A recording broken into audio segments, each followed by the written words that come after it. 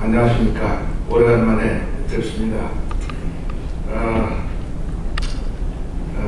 저는 어제 목포에 좀 다녀왔습니다.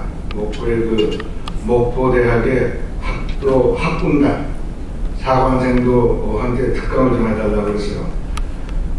갔더니 그 목포대학은 규모가 크지가 않더라고요. 전체 학생이 한 8,000명 되는데 사관생도 숫자는 한 50여 명이 되고, 근데 거기에 일반 학생들도 뭐 한 40-50명 해서 거의 한 100명 이렇게 있는 자리에서 지금 뭐 우리나라 형편을 얘기하고 왔습니다.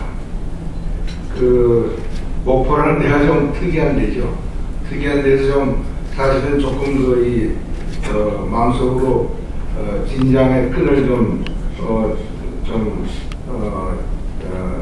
풀지 못한 상태로 아이들하고 한 2시간 대화를 했는데, 끝나고 나서 소감은 괜찮았다 이런 소감이었습니다. 제 강의가 끝났는데 질문이 한 서너 개 나왔는데 아주 질문이 좋았습니다. 질문이 좋았고 그 아이들 반응도 괜찮고 그래서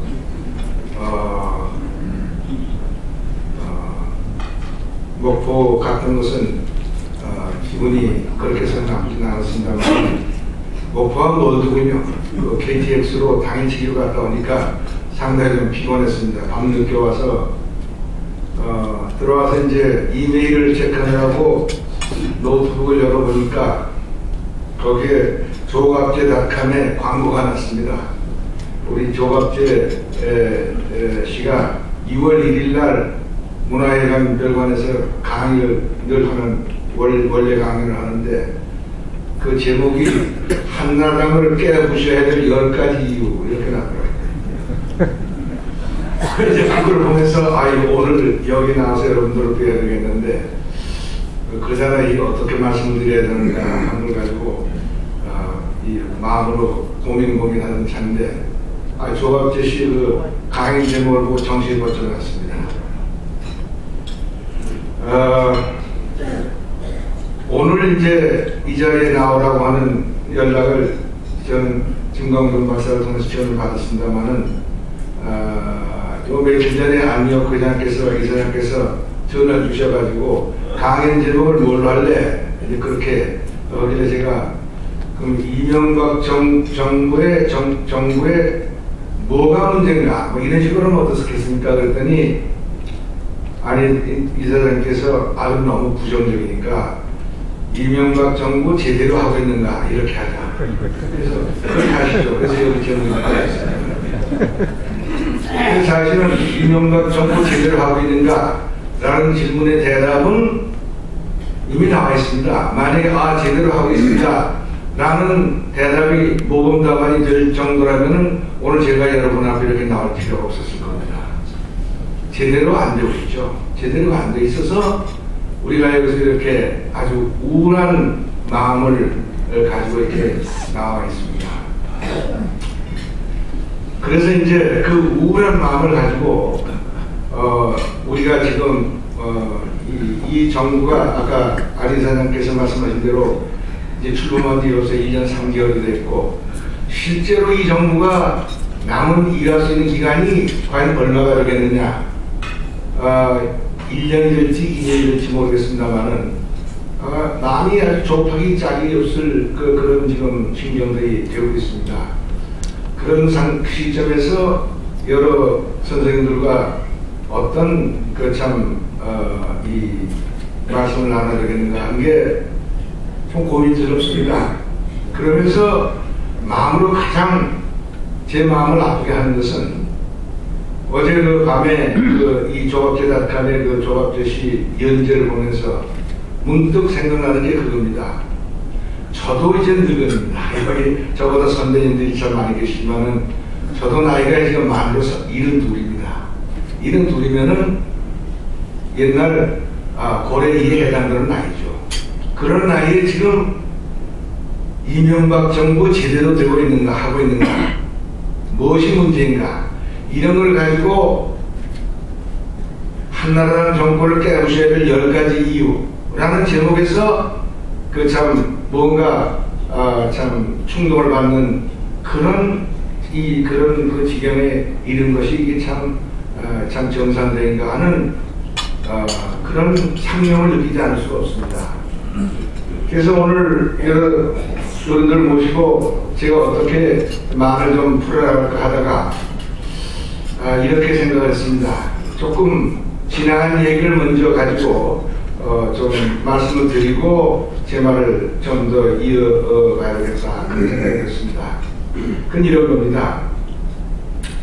작년 이제 2월 25일 날 이명박 정부가 출범했습니다. 대통령께서 취임을 했죠.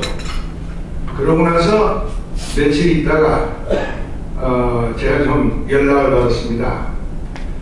3월 29일, 30일 이틀 동안 2급 이상 중앙정부 공무원 전원을 대상으로 이명박 정부의 국정철학 워크숍을 한다.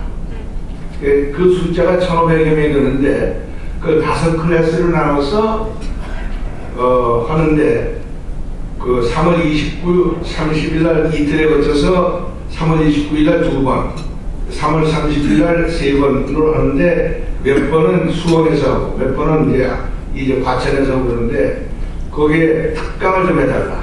그 특강이 뭐냐?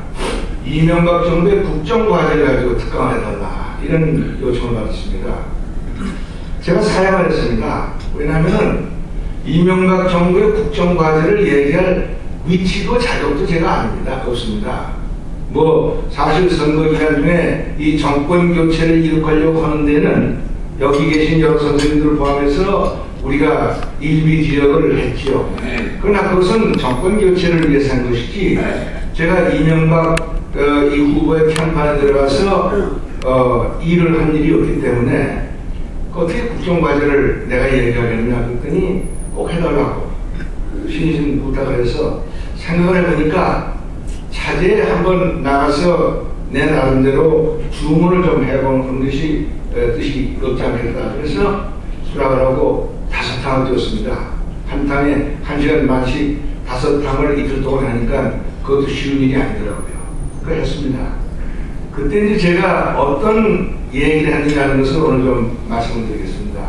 제가 이런 취지로 그 1시간 반 동안 얘기한 것을 다 변하지는 않겠습니다. 취지는 이랬습니다. 제가 이렇게 얘기했습니다. 우리가 이명박 정부의 국정과제를 얘기하려면 먼저 이번에 정권 교체를 가져온 이명박 정부의 출범을 가져온 작년 대통령 선거의 의미를 우리가 잘 천착을 해야 되겠다. 아직 그때는 국회의원 선거가 안 됐을 때죠. 4월 7일인가 4월 1일 날 했으니까요. 거기나 아직 이제 그런 시점인데 그래서 제가 이랬습니다. 저는 이렇게 봅니다. 이번 대통령 선거는 선거 쟁점이 전혀 없는 선거였습니다. 뭐 각 당에서 무슨 그 공약을 내놓고 무슨 마니페스토 얘기도 나오겠지만은 어느 유권자도 어느 정당에 공약을 가지고 이번에 투표한 것 같지 않다. 이번 선거에 유일한 이슈가 있었다면 BBK 하나뿐이었다. 그 BBK는 뭐냐? 이명박 후보를 제외한 여타 8명인가요? 7명인가? 그 후보가 한 통이라가지고 이명박 후보 한 사람을 그야말로 거의 몰매를 때리는데 이용된 이슈가 BBK이고 또 여러 가지 그 BBK가 그동안 그 인구에 배제되면서 언론에 이렇게 그 논란된 과정을 보면은 이명박 후보한테 결정적으로 불리한 이슈였는데 표를 까보니까 어떤 결과가 나오느냐. 1150만 명이 이명박 후보한테 표를 몰아줬고 그 상대편 후보인 정동영 후보는 620만 표를 얻는데 그쳐서 530만 표라고 하는 공정에 우리나라 직선제 대통령상과 선거사상 초유의 엄청난 표차로 이명박 후보를 당선시켰다.